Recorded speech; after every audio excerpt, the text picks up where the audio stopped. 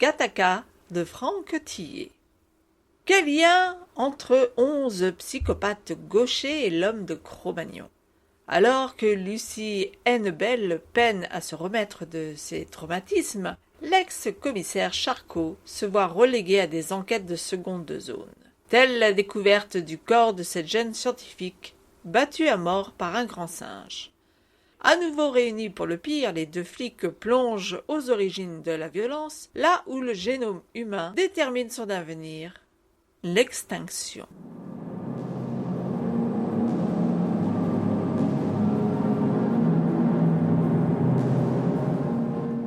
Dans ce livre, on retrouve, après l'enquête du syndrome E, l'enquêtrice Lucie Hennebelle en plein drame. Ses jumelles se sont fait enlever par un tueur et l'une d'entre elles est décédée, tout comme son tortionnaire qui s'est donné la mort en prison. De son côté, le commissaire Charcot, relégué au grade de lieutenant par son envie de repartir sur le terrain, enquête sur la mort d'une taiseuse assassinée dans un laboratoire au milieu des chimpanzés.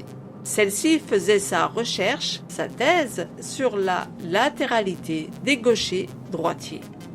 C'est ici une nouvelle enquête sur l'origine de la violence dans la société sur laquelle nous lance avec talent Franck Tillet. Ce livre est sorti en 2012, mais c'est la première fois que je le lis 8 ans après.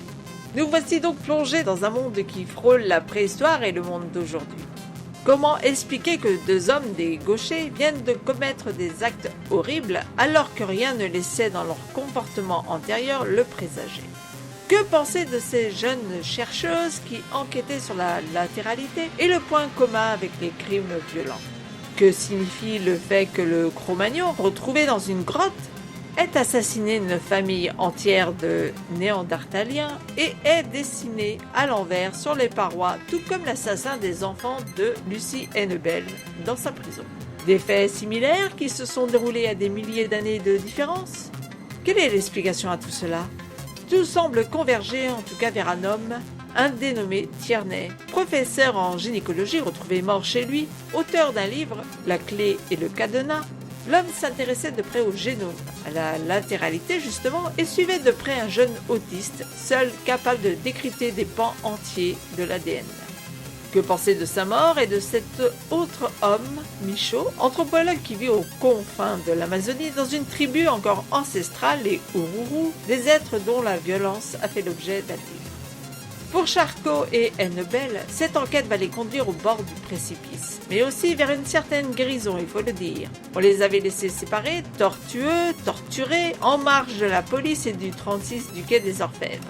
Ils vont retrouver peu à peu vie et renouer ensemble au travers d'une enquête savamment menée et écrite par l'auteur qui mêle anthropologie, génétique, histoire, avec toujours ce soupçon de drame et d'horreur qui ont fait sa patte.